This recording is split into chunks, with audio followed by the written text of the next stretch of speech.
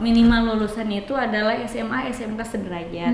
Paket C juga bisa. Kita bisa paket C karena banyak tuh biasanya yang nanya, Kak kalau paket C bisa nggak? Bisa ya, tapi setara itu kan sudah setara dengan SMA. Iya, nah itu bisa, kita bisa dan sudah ada beberapa kok alumni kita yang sudah di Jepang. Oke Minasan, tadi kan kita udah ngobrol-ngobrol nih sama Bapak Hari ya mengenai cerita LPKMC dari awal seperti apa, mengenai visi misi dan lain sebagainya itu seperti apa dari LPK Malaysia Education.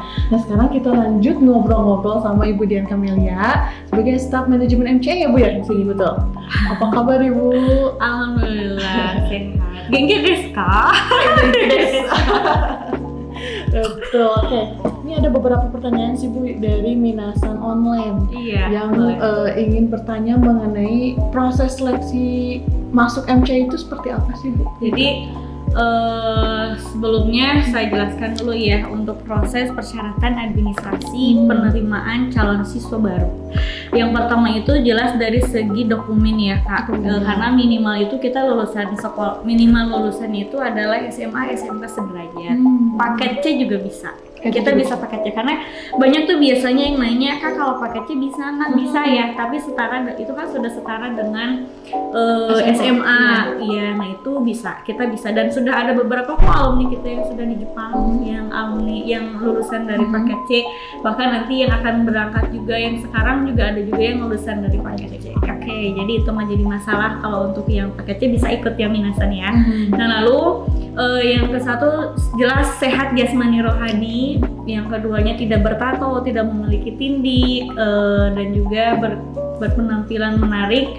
Pokoknya dari segi tinggi badan itu jelas ya. Tadi kan sudah saya jelaskan ada beberapa job yang memang untuk laki-laki tinggi badan 140 cm tidak dipermasalahkan, tapi dengan catatan adalah untuk job tertentu gitu. Nah terus tidak buta warna juga, tidak buta warna parsial. Terus ada juga untuk min, kalau misalkan Minasan ada yang matanya min, itu maksimalnya itu adalah di 5 silinder ya. Maksimalnya itu apa? minus 5 ya, minus 5 itu maksimal. Kalau misalkan lebih dari sana, kita harus konsultasikan dulu kepada KUMI atau TSK-nya apakah boleh atau tidak. Tapi biasanya kita itu rata-rata sudah memberikan maksimal itu di minus 5 gitu. Nah terus dari segi administrasi persyaratannya seperti biasa, untuk dokumen itu ijazah ya, ijazah akte kelahiran, kartu keluarga. Ijazah kita minta dari SD sampai SMA harus ada, SD, SMP, SMA. Itu untuk matching data kita ya, untuk screening data juga. Jadi dari kalau misalkan namanya salah atau berbeda itu jadi nanti kita bisa dibetulkan mungkin masih betul, karena suka banyak ya kalau misalkan udah begitu sih lulus, saat pendataan wawancara lulus mulai pemberkasan itu mulai keteter karena namanya berbeda, tanggal lahirnya beda gitu, nama orang tuanya berbeda. Nah itu kan nanti pemikiran paslon nggak bisa biasanya ditolak Minasan. Jadi datanya semua harus sinkron. Nah nanti setelah itu ada tes psikotesnya juga, psikotes dari segi matematika, terus psikometri dan juga dan lain-lain itu ada. Nanti ada beberapa tahapan-tahapan psikotesnya juga ada. Nah nanti setelah itu baru lanjut ke medical check up pertama. Saat pembelajaran nanti setelah diterima, nanti si anak itu melakukan medical check up untuk pembelajarannya, itu pemeriksaannya full. Jadi sampai TBC, IGRA, hepatitis itu diperiksa. Nah takutnya nanti dia mengkonsumsi narkoba atau obat-obatan terlarang gitu ya, minum-minuman alkohol itu nanti akan terlihat lah gitu, makanya harus ada yang cegah. Kalau untuk tes fisiknya itu ada nggak sih Bu? Iya, untuk tes fisik ada ya. Tes fisik olahraga, sit up, push up itu ada juga. Sama lari mungkin ya? Ya, lari karena ada.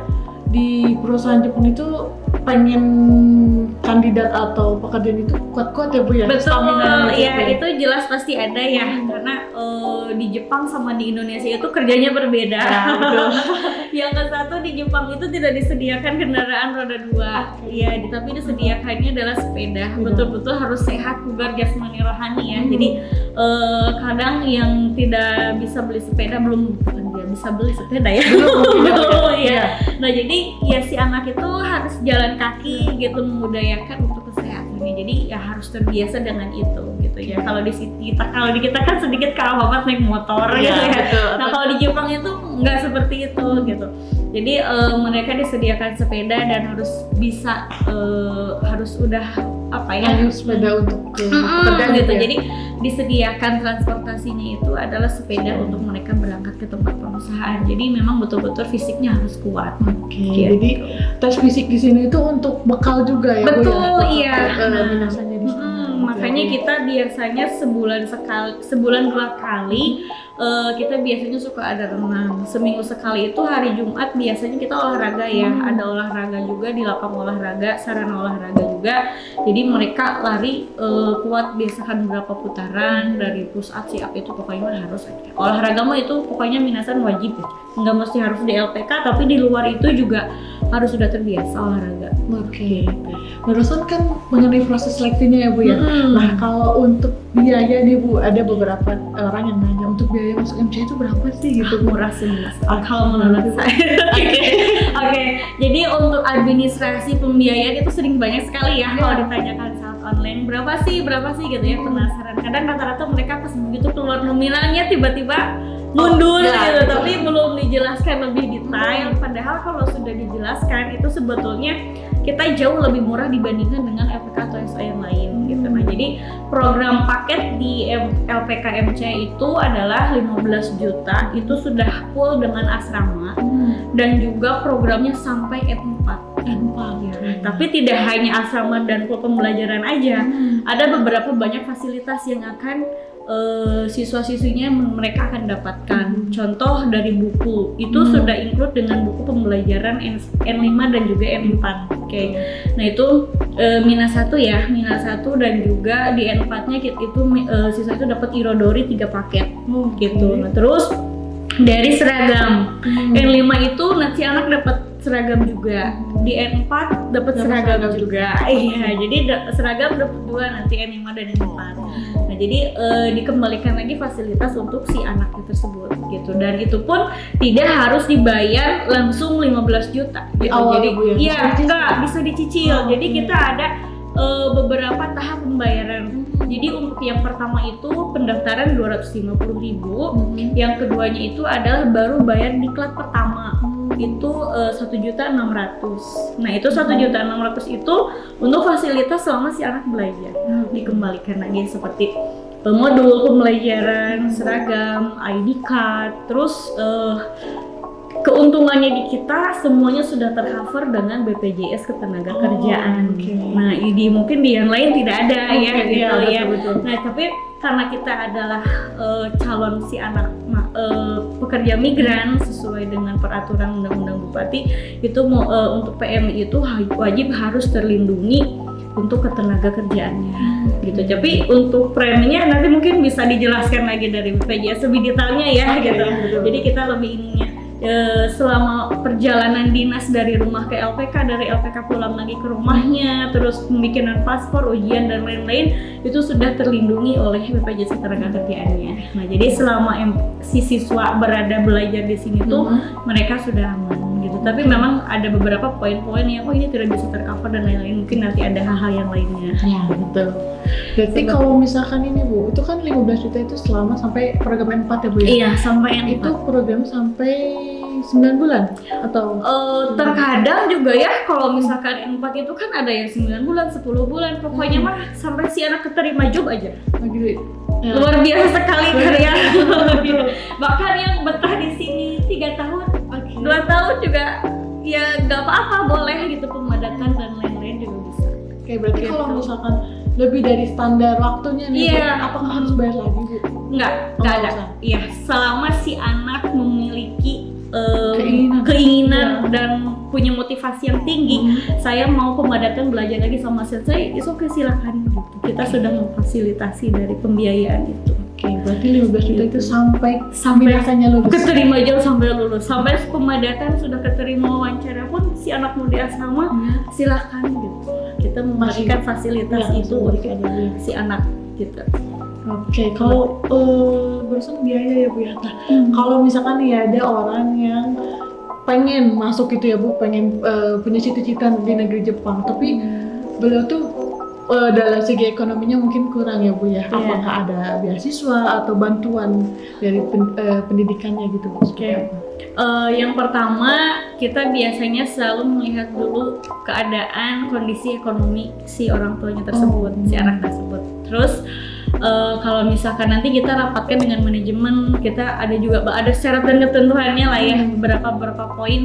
Kalau misalkan memang si anaknya punya motivasi yang tinggi untuk memang mau belajar, mau usaha, ada kerja keras, biasanya kita suka memberikan apresiasi diskon 50%. Nah, dan juga kita biasanya yang sudah terjadi ya udah nanti, tapi ada pernyataan ketentuan hitam di atas putih.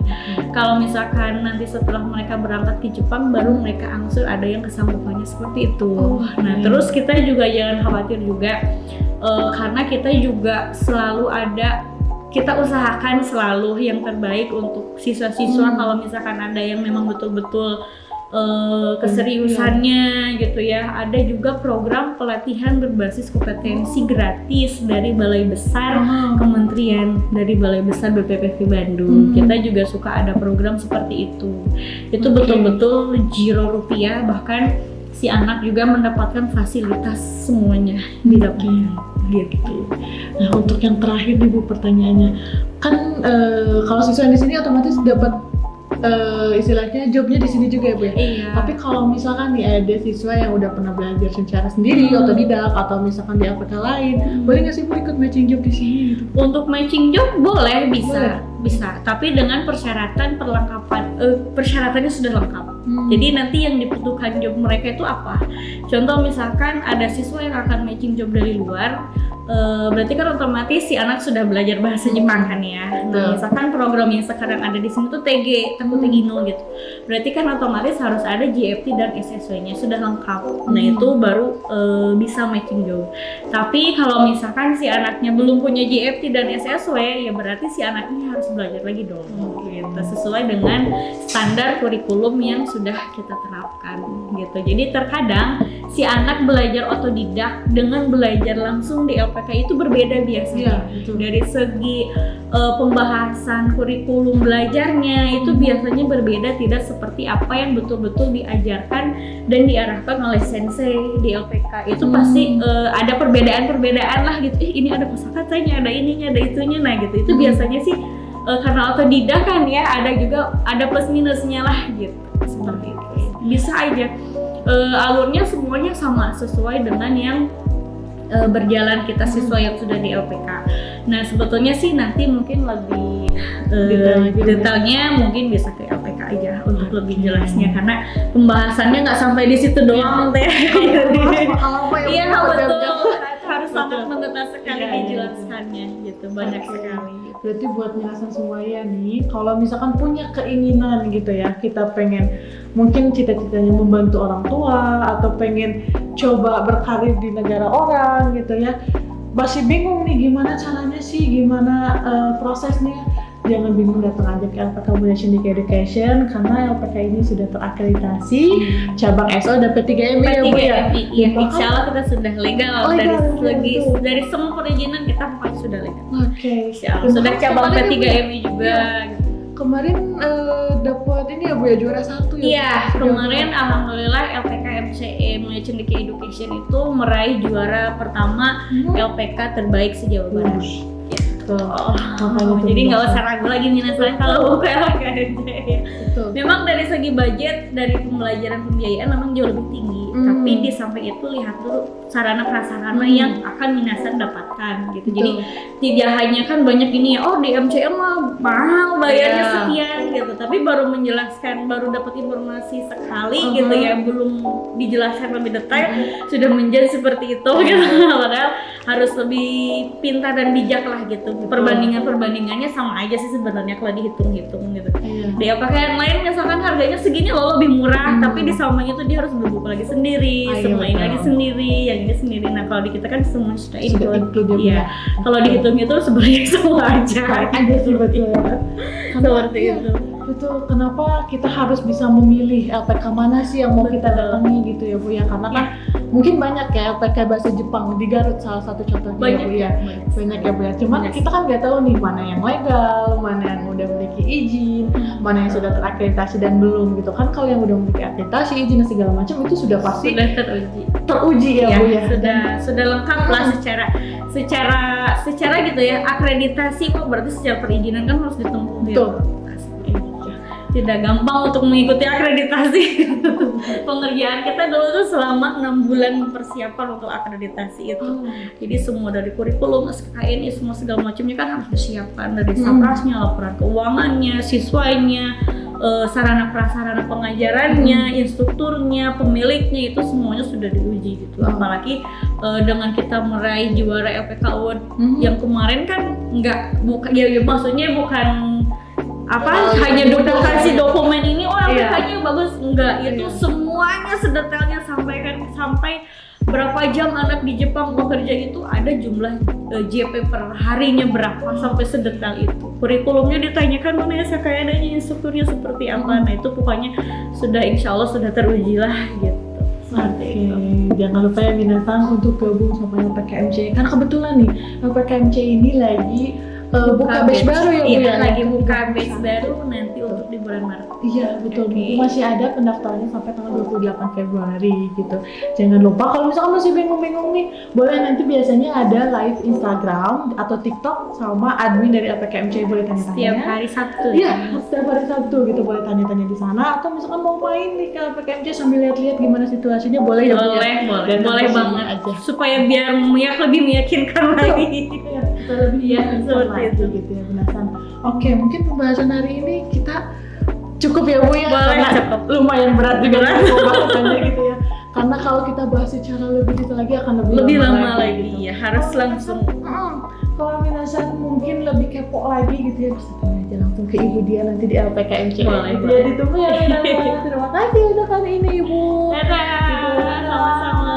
Jangan lupa nonton di MCE Moshi Moshi di season selanjutnya.